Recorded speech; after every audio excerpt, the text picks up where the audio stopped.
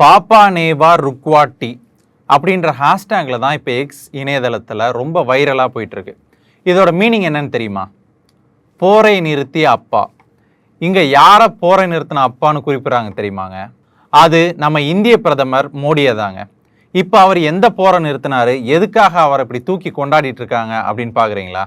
அவர் எந்த போரை நிறுத்தலை, ஆனால் ஒரு சமாதான தூதுப்புறாவாக போயிருக்காரு இல்லையா உக்ரைனுக்கும் ரஷ்யாவுக்கும். அதுதான் இப்போ மேட்டராக இருக்குது.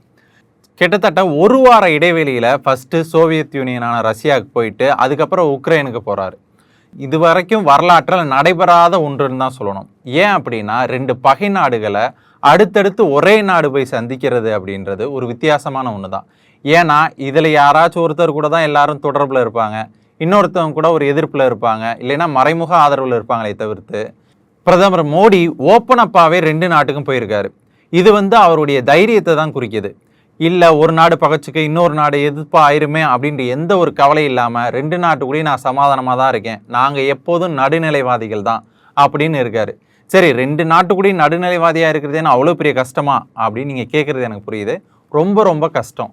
அது எப்படி சொல்கிறேன் அப்படின்னா, உக்ரைனுக்கு சப்போர்ட்டாக தான் நேட்டோ நாடுகளாக இருக்கட்டும், அமெரிக்க நாடாக இருக்கட்டும் எல்லாமே இருக்காங்க. ஆனால் ரஷ்யா 1-2 குரூப் பேட்டில் கூட மோதிட்டு இருக்கு. இந்த பக்கம் ரஷ்யா, அந்த பக்கம் பல நாடுகள். அதுதான் மேட்ரு.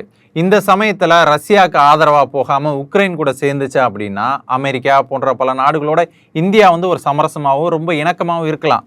ஆனால் இந்தியாவுக்கு அதுக்குள்ள எந்த காலத்துலேயும் உடன்பாடு இல்லை. ஏன் தெரியுமாங்க? சுதந்திரம் அடையிறதுக்கு முன்னாடியிலிருந்தே இந்தியாவுக்கும் சோவியத் யூனியனுக்கும் ஒரு மிகப்பெரிய நெருக்கம் இருந்துச்சு, ஒரு நட்பு இருந்துச்சுன்னு தான் சொல்லணும்.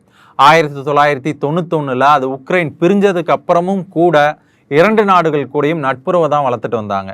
எந்த காலத்திலும் இந்தியா ரஷ்யாவை விட்டு கொடுத்ததில்ல, ரஷ்யா இந்தியாவை விட்டு கொடுத்ததில்ல தான் சொல்லணும்.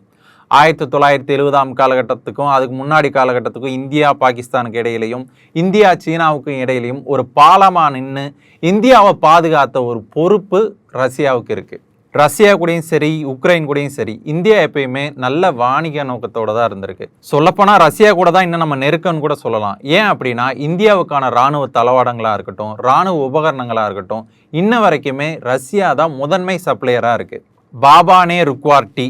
இப்போ இந்த ஹேஷ்டேக்கு என்ன அவசியம்? இப்போ ஒரு போயிட்டு வந்ததுனால மட்டும் போர் என்ன நின்ற போதா அப்படின்னு கேட்டிங்கன்னா, அது நிற்குதோ இல்லையாங்க. ஒரு முயற்சி எடுத்தார் இல்லையா, ரெண்டு நாட்டுக்கும் போயிட்டு கொஞ்சம் ஒரு அமைதி உடன்படிக்கையாக போங்க அப்படின்னு சொல்கிறதுக்கு ஒரு தைரியம் வேணும் இல்லையா? அந்த தைரியம் தான் நம்ம பிரதமர் மோடிக்கு இருக்குது. சோழர் பரம்பரையில் ஒரு எம்எல்ஏ என்ற மாதிரி உலக நாடுகளை எதிர்த்த ஒரு இந்திய பிரதமர் அப்படின்ற பெருமை நம்ம மோடியை தான் சாருங்க.